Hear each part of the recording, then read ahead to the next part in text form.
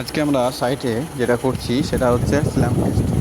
Slam টেস্টটা কী নাম হবে হয় আর কি পদ্ধতি এর সেটা বলার জন্য ভিডিওটা সমান করা। জায়গায় বসাতে পারতেন তো। দেখুন, এটা স্ল্যাম যেটা বলে আমাদের 300 হাইট হয়, ঠিক আছে।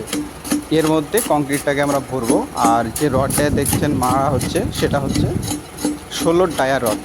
এই 16 ডায়ার রডটাকে মারতে হবে। তবে এটা ভরার নিয়ম হচ্ছে 3টে স্তরে ভরতে হবে, ফার্স্ট, সেকেন্ড এবং থার্ড। প্রথম স্টেপ বা প্রথম স্তরে ভরার পর, যেহেতু এটা 300 হাইট থাকে, প্রথম স্তরে ভরার পর 25 বার এটাকে মারতে হবে। অর্থাৎ রডটাকে 25 বার ওতে কম্প্রেশন বা মারতে হবে, ঠিক আছে। তারপরে আবার 25 বার, তো 3বার ভরতে হবে আর ওটা 25 বার করে মারতে হবে এই রডটা। তারপরে এর একটা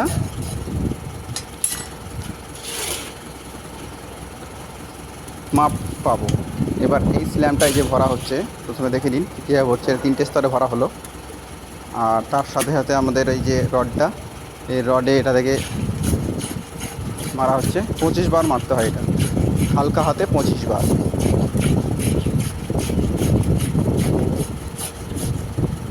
এটা সুন্দর করে মারা হয়েছে। দেখিনি। এবার এই স্ল্যামটাকে তোলা হবে, খুব সাবধানের মধ্যে তুলতে হবে স্ল্যামটাকে। এই স্ল্যামটাকে তোলা হবে। এই যে স্ল্যামটা তুলে নিলাম।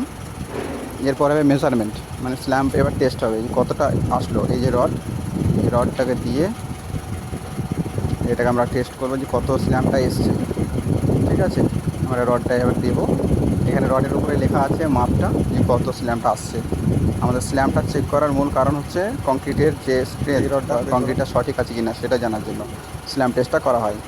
এখানে আমরা দেখতে পাচ্ছি 165 বা 60, 160 এসছে, তার মানে স্ল্যামটা চলবে।